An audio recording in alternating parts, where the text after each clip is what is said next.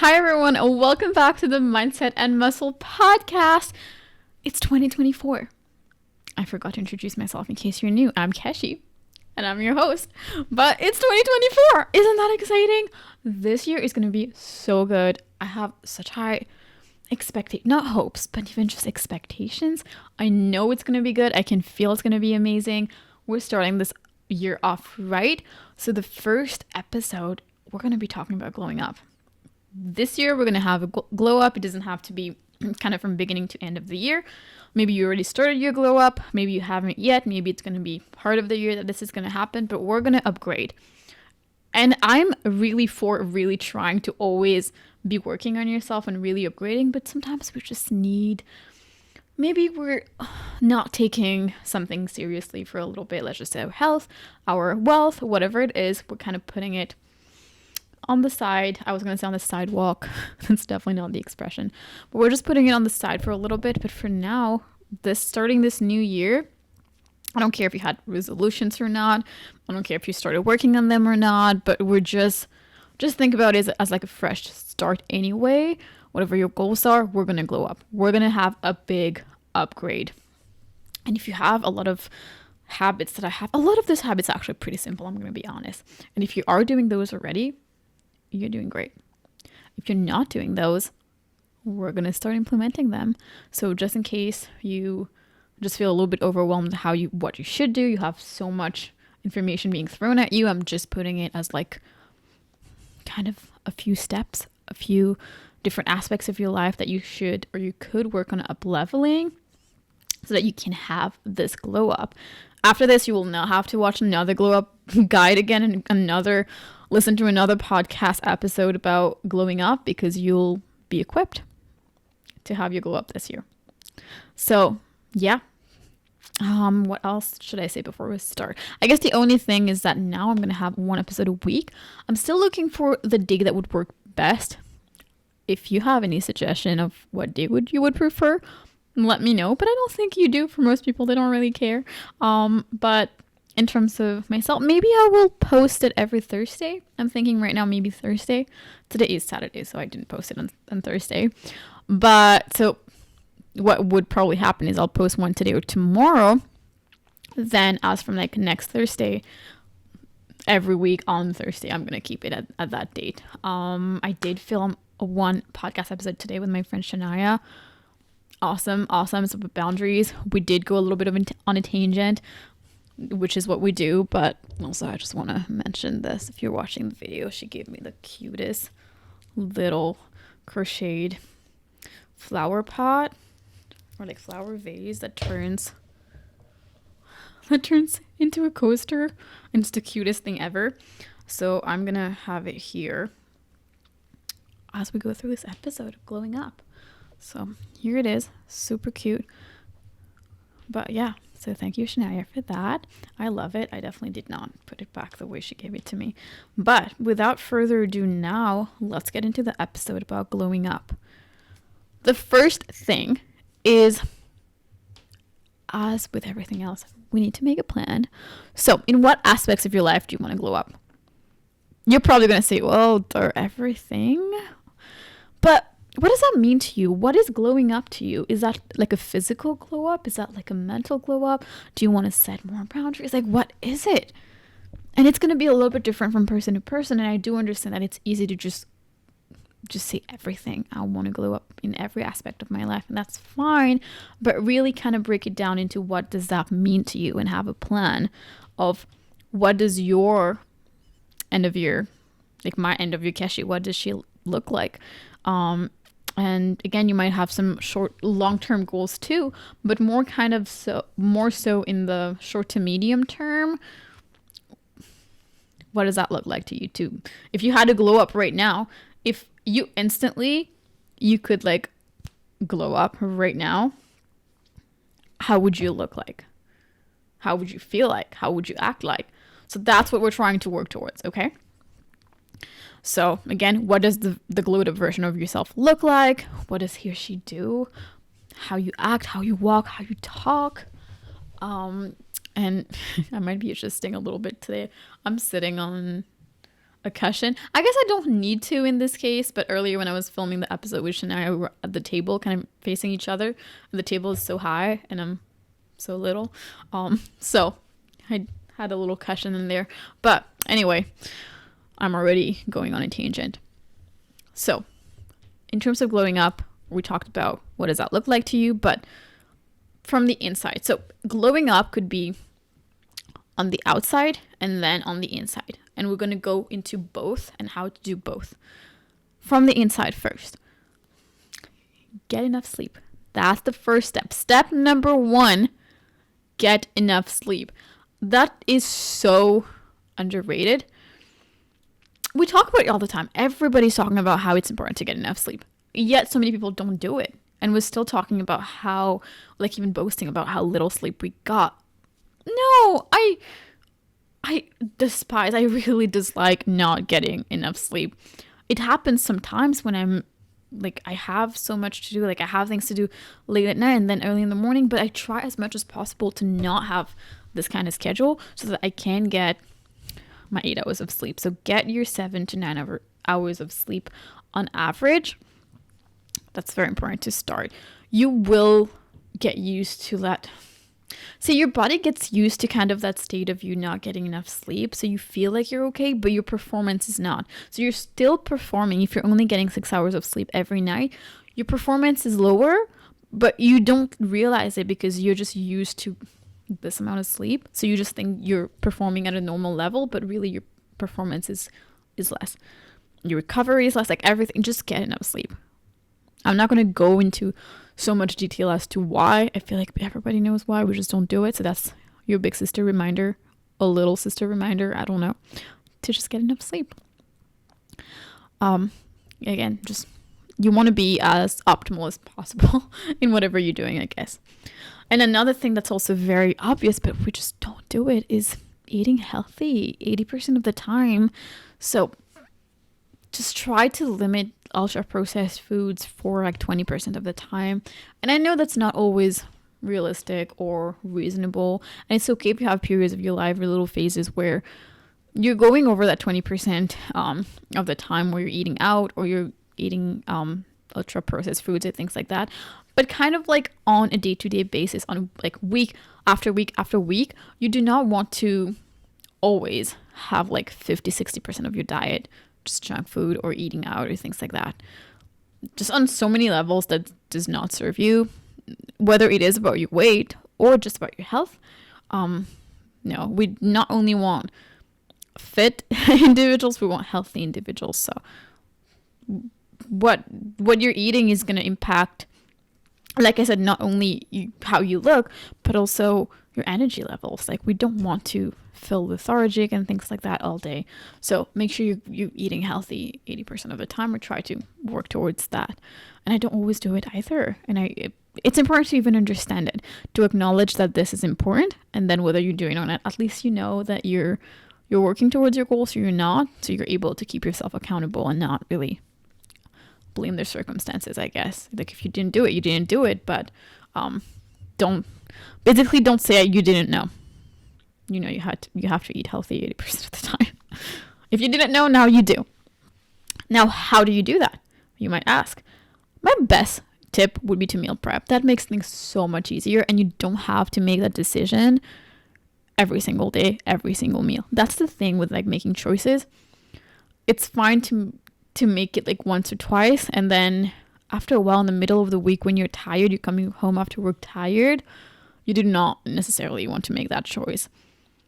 And if you allow yourself to make that same choice every day, or like to choose every single day, that makes it just harder on you, like mentally. Whereas if you already decided that you're going to have those meals for the rest of the week and you already prepped it, you don't really give yourself that choice of whether or not you're going to. You already have the food.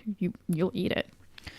But make things that you like, because if you don't, then ultimately you're not going to eat it either way. So make sure you're making things that you like, but they're also healthy. And you can find that balance. If right now you think there's absolutely nothing that you like that's also healthy, maybe DM me or something and we can look into something. There definitely should be Um, but plan your meal. So before your meal prepping, make a list, plan out everything. Um, it's just going into like, so here's the sequence of it. You plan your meals first, then you go get groceries. Then you put it in your calendar for when you're gonna meal prep it. And then you set the environment for meal prepping it, and you give yourself enough time, and then you pack your meals. So we'll go through each one of those. Planning your meals is important because you don't want to go into the grocery store kind of looking confused and not knowing what to get, kind of wondering, okay, I guess I'll make chicken, so I'll get chicken, but then you don't think about the sauce that you're gonna make. So then even if you get like 85% of the things that you need, well, the other 15% you don't have it, so you can't make anything. Or you'll have to like change recipes completely, or it's just going to be a mess. So just make a plan, look at the recipes that you want to make for the week. Then after that, based on what you have, what you don't have, and maybe you already have some of those things at home, then don't buy extra. Based on what you don't have, then you go buy those. And when you're at the grocery store, again, you're taking less time there. You know exactly where to go. You can even put it in order, all the frozen stuff on your list together. So when you go to that aisle, you don't have to go back and forth. So planning is super important. Then you go get your groceries. Sorry. And that saves you money too, I would say. Because if you don't plan, then I end up getting more things just in case. Whereas if I have my plan, then I know I probably don't need more things because I already have all my meals planned for the week. So when else am I going to eat that? So planning is super important. And then I say put it in your calendar as to when you're going to meal prep, because it still takes, even if it just takes you an hour or two, it still takes you an hour or two. So you don't want to always have this time as like available so that you can book something in it, because then you'll end up using that time to book something else. Whereas if you already have it as like busy in your calendar as like meal prep, when people like asking you if you can hang out, if you're checking, you're free to move things around, but then at least you know that I was supposed to meal prep on Saturday.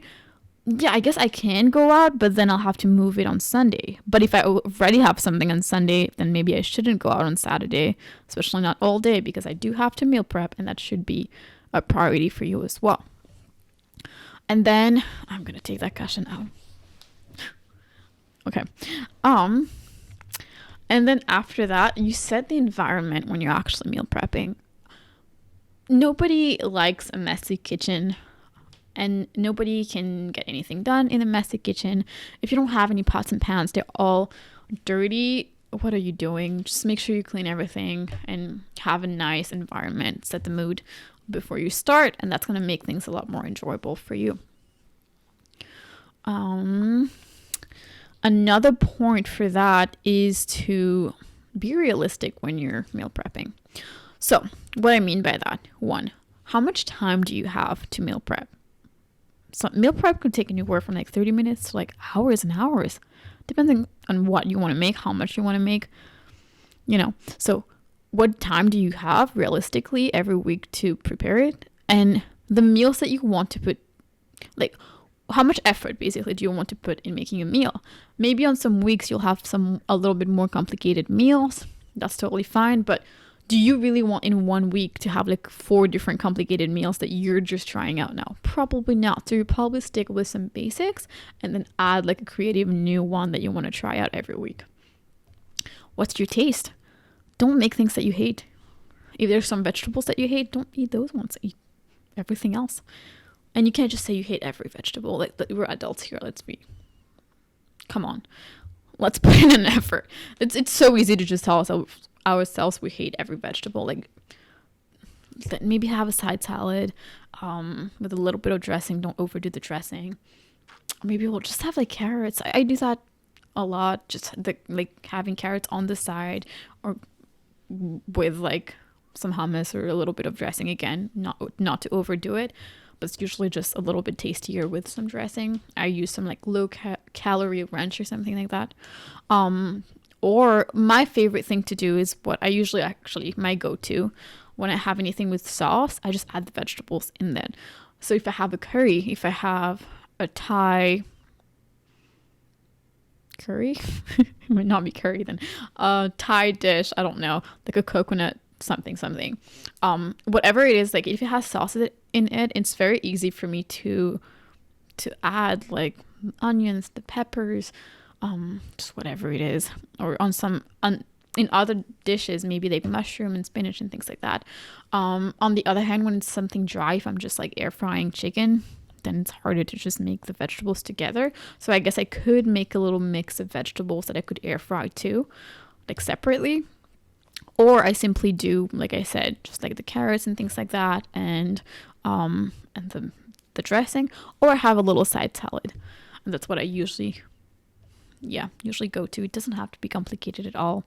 It's usually pretty simple. And even some things that are not with sauces, like I love making, my mom makes that so well, a sauteed lamb, and it's still dry, but again, she adds lots of onion and carrots and things like that, so it's super yummy, and you have all your vegetables on there. And again, it doesn't have to be a million different vegetables. You can just have like one or two. But yeah, just try to incorporate a little bit more whenever you can. And then when I say your taste is very important, because will you even want to come home to those meals? If I have a sauteed lamb waiting for me, yeah, I want to come home to that. If I have my Thai shrimp waiting for me, especially if I have it with like a little naan or something, I don't know. But yeah, I'm excited to be eating that, or to bring that to work or things like that. Whereas if I have a chicken that I made that didn't turn out good, even if it's right here in my fridge, I'm like, can I just order something else? Like maybe a pizza today? Or I'll just make a pizza, like a homemade pizza or something. Like I would rather go out of the way to just make something else. Then yeah, you don't want too many of your meals just making you literally would rather just cook a whole entire different thing at that point. So you want to like them, to enjoy them, and to be able to come home to them. I will say it's not the same when you're meal prepping and you bring something to work. It's not, I don't know what it is with bringing the same thing when I'm bringing to work. I don't know if it's the containers that I'm using, but it's just not the same when it's there. Whereas if I'm just eating the same meal at home and heating up and eating it there, it tastes so much better. But yeah. And then know what is simple versus what tastes good. It could be both, but you could also have something that is simple but tastes okay, and then something that tastes really good but is a little bit complex. Then maybe mix or match and don't have all of something complex in one day when you're meal prepping or something like that. So yeah, that's another thing to keep in mind. And then even your snacks, make your snacks or prep your snacks too. It depends on what you want. If you have like a yogurt and fruit that you usually like, you can prep that before. Whereas if you're more like a protein shake, or protein, like the protein shake already sold as the shake itself. So not protein powder and milk, or water. I don't know if people still do that. Just use milk. It tastes so much better. But I'm just saying the protein shake, like Fairlife protein shake, or I use Premier, I think. I really like that. I use that with my cereal too. That's one of my snacks. Sometimes I have it for breakfast. Sometimes I have it as a meal too, but that's not something that, like, that's more like in my 20%, because that's like still cereal, but I have like Crave cereal or something, and then I have it with protein shake instead of milk. It's my guilty pleasure. I love it. But just prep your snacks. And again, if it's like a protein bar or something, just at least have it set aside so that you know you can just go to it easily. And yeah, try to not make all your snacks like chips and cookies, but incorporate other things too. It could be fruit, it could be, again, protein shake, it could be whatever it is. Just kind of, you know, by the 80-20 rule as well, the 80%, the 20%. So yeah, just make your snacks things that you actually love. One thing that it does take some time to prep, but was a good snack, was the pizza roll that I made. It was a protein pizza roll. So I think the base was just the flour and Greek yogurt. And then yeah, you would have your chicken, your sauce, your chicken, your cheese. Super good. And I think one of them was like 150 calories or something, and like 12 grams of protein. It was great. And then the next question I have based on the meals is that, do you see yourself eating like that forever? Because if you're if what you're doing right now is cutting out a whole food group, like you're not eating carbs at all, or you're not eating fat at all, I don't know, is that something you would see yourself eating forever? If not, why not? Is it not sustainable? Then, like, think about it. Like, if you go back to eating how you were before, you'll go back to probably looking how you were before. Whereas maybe there are other changes that need to be done.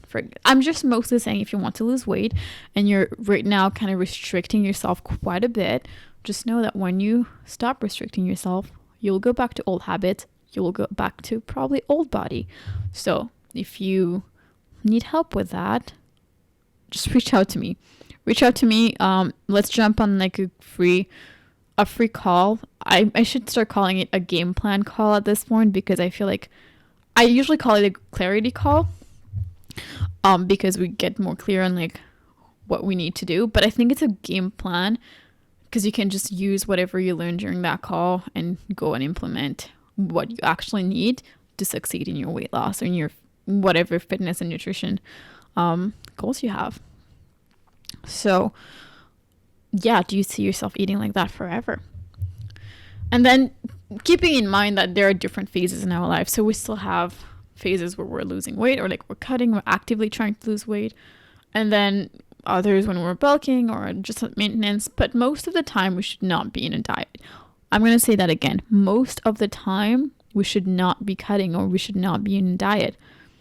Most of the time our body should be at least at maintenance, or you could be bulking or something, but you should be at maintenance for a good amount of time, because you're being in a diet.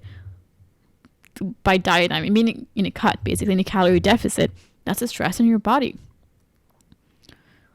I guess bulking as well, but yeah, most people are just trying to lose weight all year. They don't have a set time.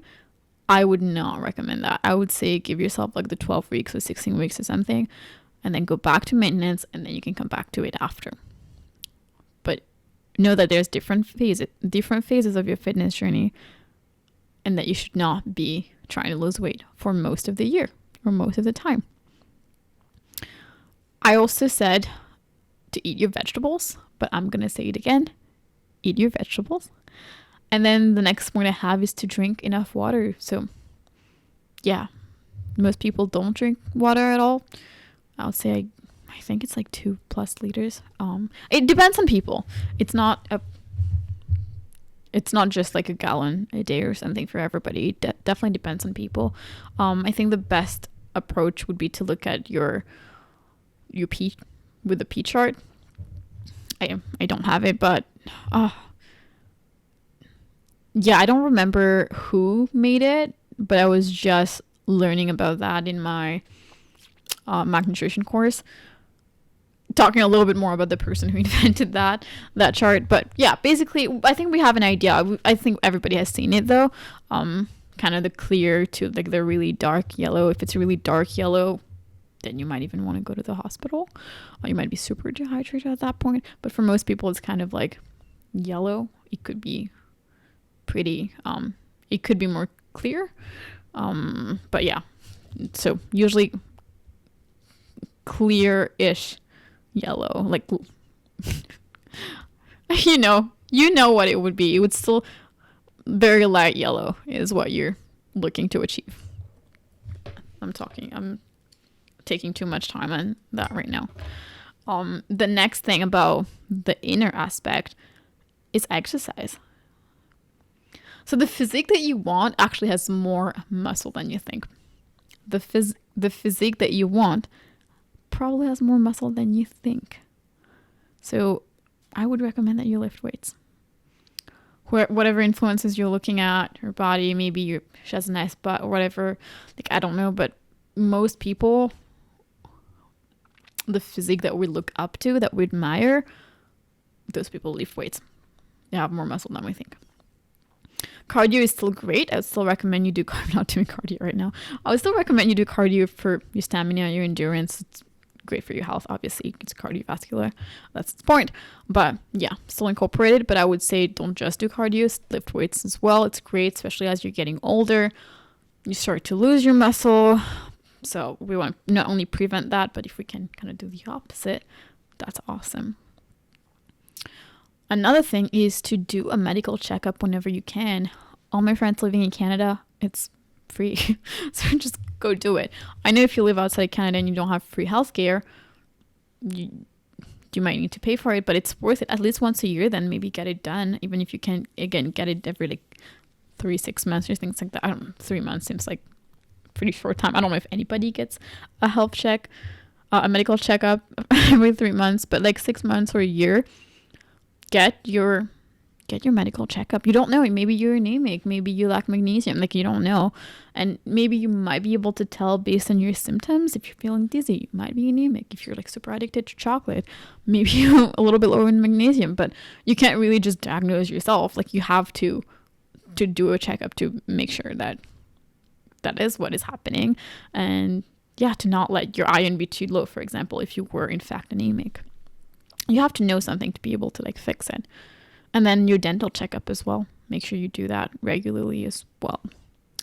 But then in terms of just hygiene, I would say make sure you take care of your hygiene. And that's super important for glowing up. Like if you're right now, you're not showering regularly, I would say. I know some people say twice a day is too much. At least once a day, then shower. I shower twice a day, sometimes 3 times. I know that's too much. People have told me that's not good. That's too much. But if I go to the gym and then, it's very specific times, but just shower at least once a day, I guess. And then wash your hair as well regularly. I guess that would be like once a week to twice a week. I heard more than that is probably not a good idea either. But like, at least once a week.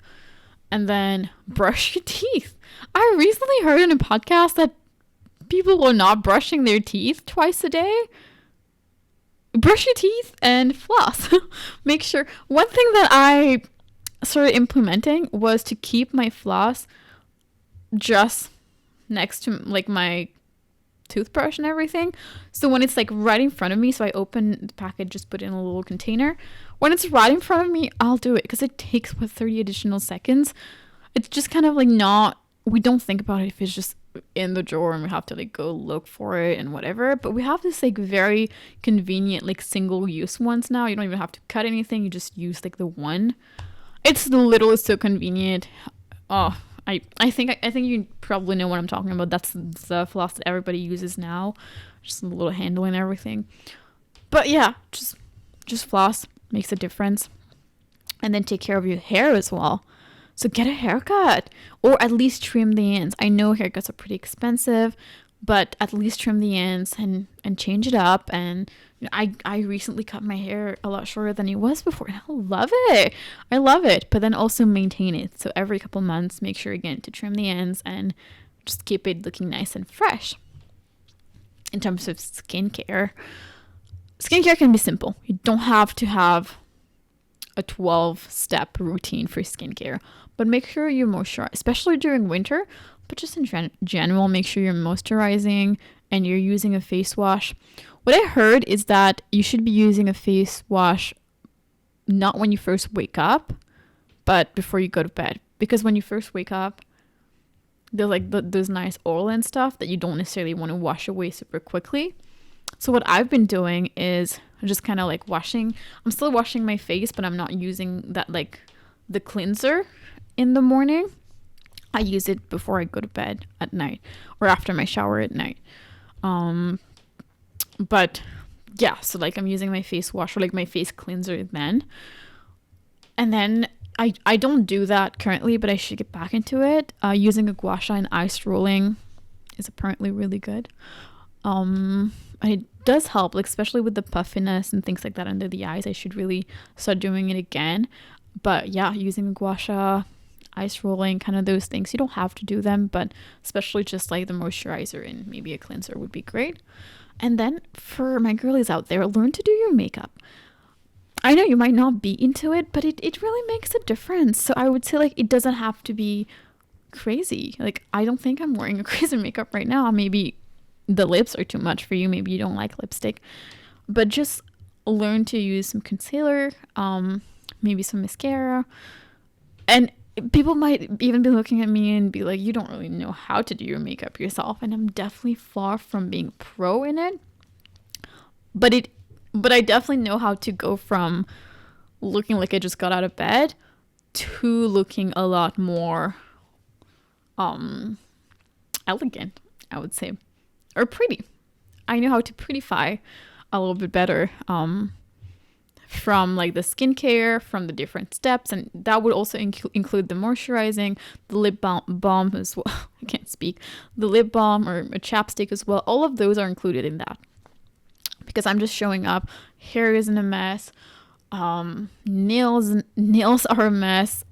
My face just hasn't been like properly, like, not maintained, but I guess like, yeah, I'm not doing a proper kind of moisturizing. I mean, it's dry everywhere. I have pimples everywhere because of that, like because of not removing makeup ever. If I'm having like chapped lip, dry lips, like it's not a good look. So not only with your makeup, it's everything else, but learning to do makeup I think is important, even if it's just a little bit and a simple one, but I would definitely encourage that. Extensive videos online to learn that. I'm not going to be the one to teach you how to do makeup. I'm not. Again, I do the same thing every day and just change the lip color. But yeah. And I would say, again, for my girlies, especially out there, be high maintenance so you can be low maintenance. What I mean is I get my nails done so I don't have to worry about my nails.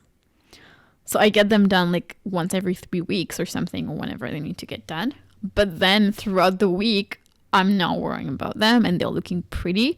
They're making everything better. They're making whenever I have to use my hands so much better. I also have very tiny hands, and fake nails, longer nails allow me to pretend like I have a normal sized hand. But I swear if I have short nails, my hands look so chubby and so little. I do not like it. So I feel so much even more confident with nails. Another thing is lashes. I currently don't have them. But if I were to actually maintain it every 3 weeks, I would not have to be doing my mascara every time then, because I already have it. Some people even get the permanent makeup done, for example, for their eyebrows as well, I believe, or even their lips to get the tint, so they're not having to wear lipstick or things like that. I don't think I'm really into that just yet. At least, yeah, I don't necessarily want to get a lot of procedures done. I have tattoos, but I don't necessarily want permanent makeup. Maybe I'll change my mind after, but yeah, for now I kind of want to be able to go back to me after I remove my makeup. But so things like that, like lashes and nails, I definitely find makes a difference. And then having a nice scent. So it could be a signature scent. Maybe you have your signature scent that people, when they smell that, they know that's you. That's your scent. Or you can have like a seasonal one. Maybe in summer you have a different scent, and then in winter you have a different one. Up to you, but just smell nice. That's a great compliment to be getting. Like, you smell really nice.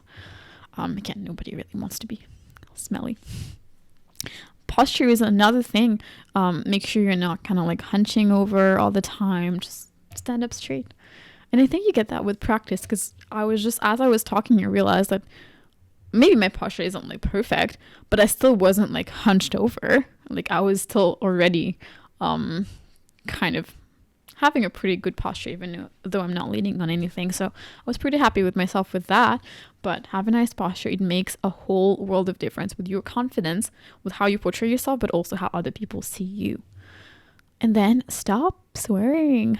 To have a glow up, stop swearing. It's not attractive. Nobody really likes it.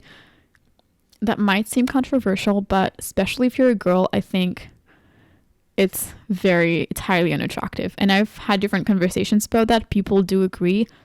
Men and women do agree. If you're a girl, it's especially unattractive when you're always swearing. And it's fine to do it from time to time, but like, one, in public, but also when it's like every 2 sentences you have to say the F word. Why can't you communicate without it? Just in general, like, girls and guys, like, if I'm talking to somebody and they're always swearing, like every couple sentences they have to say something, I'm like, can't you, that's what is going through my mind. Like, can't you communicate without that? And again, not super attractive. And then the last thing about kind of the, I guess, internal, that was from inside out. But then I think I'm already at the outside. I didn't have a note of when I switched, but let's just say it was kind of like the inside out. And then we're going to talk about mental, because those ones were, I went from like, I guess when I said inside out, I meant physical for all of them. So even for foods and things like that, it will take a while longer, but it's still, I'm talking about how to have the physical glow up. So like if you improve your sleep, if you improve your hydration, if you improve your food and things like that, your hygiene, you will look better. Some of them instantly, some others in a couple months. And then the last one for like the physical aspect is to wear clothes that emphasize your favorite features. So for example, I have a pretty hourglass shape. So I'm a little bit bigger on the top, definitely bigger on the bottom as well, but I have a tiny waist. So because I have a tiny waist, I do not wear something that's super baggy on the top that will just hide my waist completely, and then something baggy again at the bottom. I don't think anybody should really wear a baggy both on the top and at the bottom. Usually it would be either or, so baggy on top and then skinny kind of at the bottom, or like more close fitted, or vice versa. But especially since I have a tinier waist, I prefer to wear something fitted at the top, and then sometimes I go fitted at the bottom too. Or it could be something like a flowy skirt. So one of my go-to outfits would be a crop top that will show my waist, or a tank top that will still, like, my waist is not out, but it's very fitted. And then I would have like an A-line skirt. I'm not sure. I feel like this is not like trending anymore, like wearing an A-line skirt, but I don't really care. I love those. So yeah, just like a short skirt. Maybe that's not even what it's called. Skater skirt? I'm not sure. But basically wearing a skirt that is a little bit looser, or like flares out a little bit more, like a mini skirt. So that's what I mean, I guess. And that really emphasizes my features. Or even if I were to wear something like jeans or things like that, what I usually go for would be, again, I could be wearing my tank top or my bodysuit and my jeans. I usually wear skinny jeans still. And then I would wear like a blazer on top, which would make it baggy at the top, but then more like fitted at the bottom. Whereas if I were to wear one of those dress pants that are a little bit looser, then I would not be also wearing a blazer as much as possible. Sometimes it happens at work, but then I would try to keep the top more fitted because the bottom is more flared. But just in general, whatever your favorite features are, make sure you emphasize those. That's going to make you look more confident and be more confident, but also just make you look better. And it's always good.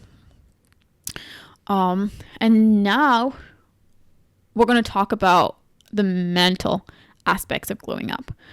I feel like my camera is a little bit skewed, but we're going to go with it. So the mental aspects of glowing up.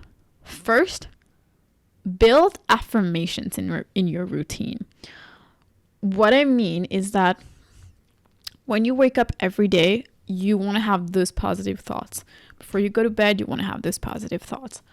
So make it a habit to either say to yourself out loud, or just listen to affirmations or something, but just taking that moment to actively either listen or say affirmations about how, like, I am wealthy, I am healthy, I am rich, I am that bee. That song, if you know it. No? Okay. But whatever it is, whatever your goals are, kind of affirm that they already are there. And that makes a big difference, again, in how you even start your day. I love affirmations. And then surround yourself with people who support you, and cut off the rest. If people are not supporting you, they're bringing you down, the way they're talking to you, if they're putting you down, we'll cut those people off. We're talking about boundaries next week. We have the episode where we're talking about boundaries. So yeah, if you need kind of more information on that, on how to do that, what that looks like, hearing a few stories from me, Shania, listen to the next episode. But for now, I'm just going to say surround yourself with people who bring you peace and who still push you, but who are not bringing you down. And then positive self-talk. So we talked about affirmations, but just in general, kill those ants. The ants are the automatic negative thoughts. Automatic negative thoughts. So kill those. We don't want those. So basically what this means is we don't want to immediately be thinking about ourselves as like not worthy of anything, or not healthy, or not anything. We want to be thinking of ourselves as healthy, wealthy, confident, worthy of anything you want. Like, always positive self-talk. Super important for your confidence too. And believe that you're confident. And then be assertive. Don't be a doormat. If you want to stop being a doormat, get off the floor. I love this quote. But stand up for yourself. We talk about that a little bit in the boundaries episode as well. But it's nobody else's responsibility to stand up for you. It's your responsibility to stand up for yourself. So do it and be assertive. And you don't have to be mean when you do that. You can still remain kind. I believe that I'm an extremely kind person, but I still am pretty assertive. And I'm even working on it, but that doesn't mean that I'm rude to people necessarily, or that I, again, swear at people or anything. But I do not like to be treated like a doormat. And if people are starting to do that, I will stand up for myself and I will call them out on that. In front of people or behind closed doors, like both. Neither of them bother me. I will call you. If you're calling me something that I do not want in front of everybody else, I will call you out on it right away.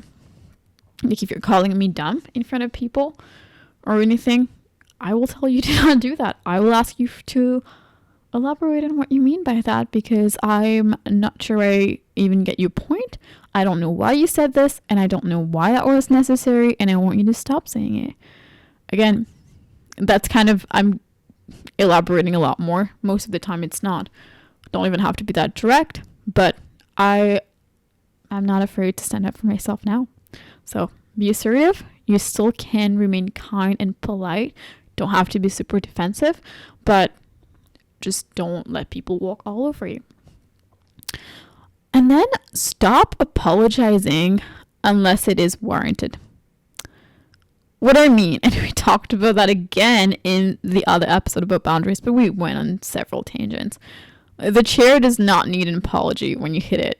And sometimes it's still, I'm working on it, but sometimes it still happens, you know? But no, the chair doesn't need an apology when we're bumping into it, believe it or not. But in general, I was using that as an example, but in general, like most of the time, you don't need to constantly be apologizing for things. However, you shouldn't get to a place where you're never apologizing, because that's not very nice either for people who do deserve that apology. So if you did something wrong, if you did something, and again, you're not responsible necessarily for other people's feelings, but again, we know the difference between like setting out boundaries and actually actively hurting somebody. So if you did something wrong, apologize for sure. Some people say when you come in late, instead of apologizing for coming late, just say thank you for your patience and thank you for waiting. I particularly don't agree to that. I think if you're late, you should apologize for being late. It's not like thank you for waiting for me. It's kind of like what choice did they have at this point? So I would still say I'm really sorry I was late. I could still add thanks for waiting or thanks for your patience, but I would apologize in that case. However, there's a lot of cases where if I'm setting my boundaries, I don't need to say sorry, but you can't call me dumb. There's no sorry, but just don't. So there's a lot of cases where you don't need to apologize. But again, when you think it's actually warranted, then do it. I feel like your apologies are going to mean more if you also don't do it all the time. That I might just be speaking to Canadians. They're just their habit of apologizing for no reason whatsoever, for any and every reason. But yeah, it turns out you don't have to. And then that's super important. But the next step, I think that's actually step like 18 or something, but is to be comfortable saying no. If it's not a hell yes, it's a no. And saying no is very different. It's very difficult. Sorry, it's very uncomfortable, but it's very important. So be comfortable saying no. The more you say it, the easier it will get. So start saying no. And the next thing is, if you have a goal you're working towards, make sure you break it down. And it's important to even, for you to glow up, it's important to even have a goal you're working towards. Not only if you have a goal, but you have a goal that you're working towards, and then break it down into weekly goals so you're progressing towards it. And the last one in terms of the mental side of the glow up is that knowledge is king. Knowledge is power. So read books. Whatever your goal is, you probably can read a bunch of books on that and you'll get better.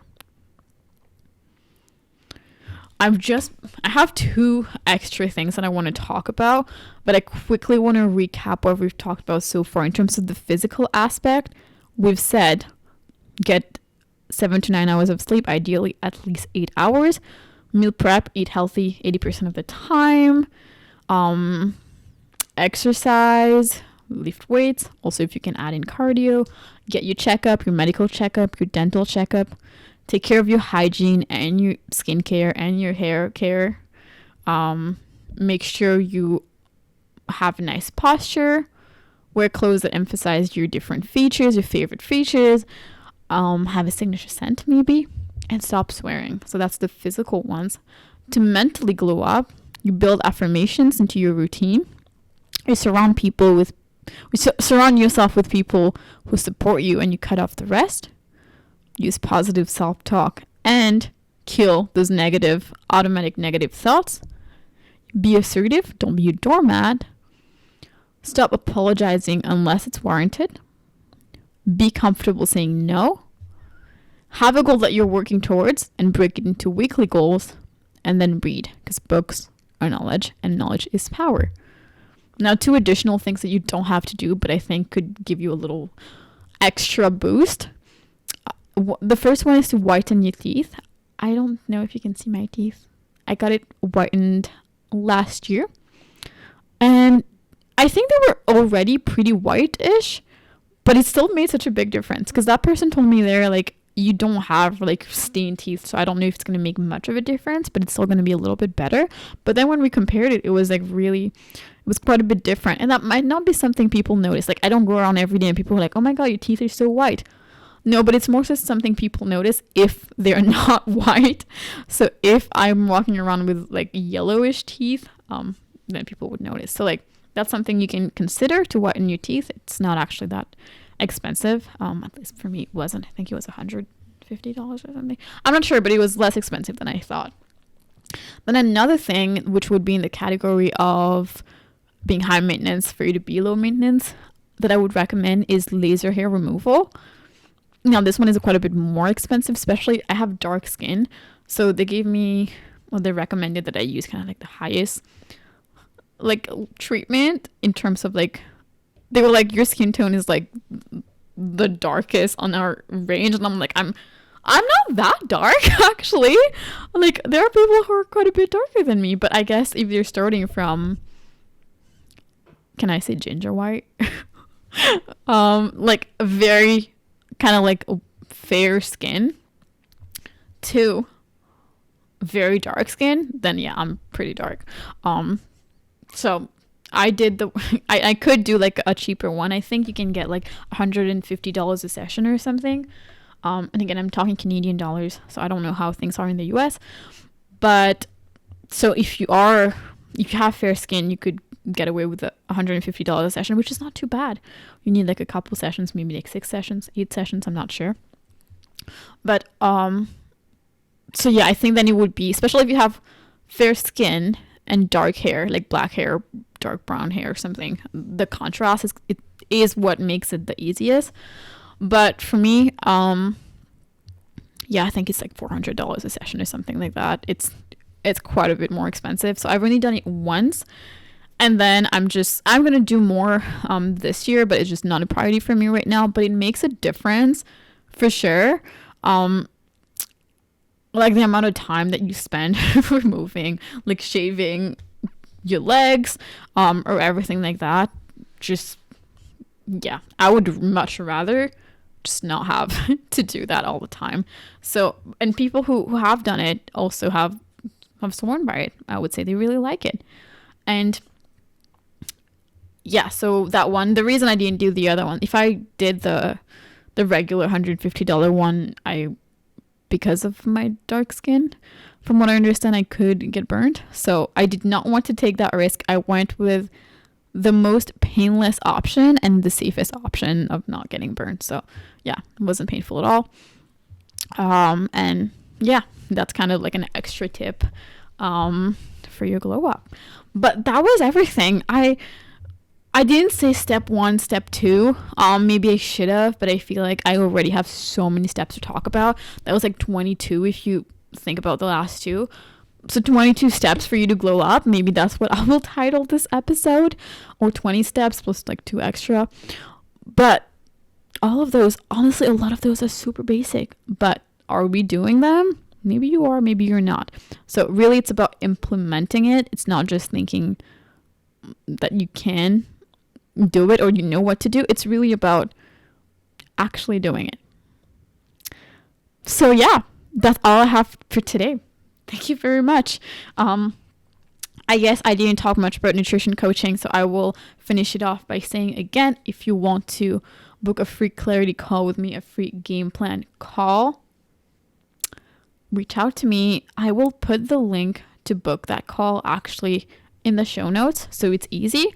So go book that free call. And that call is just basically in the call, you're going to give me kind of your habits of what you're doing right now and your goals, and we're going to go through an audit of your habits and then making a game plan for you that you can implement for the rest of the year. So make sure you jump on that, and yeah, I'll see you next time. Thank you. Bye-bye.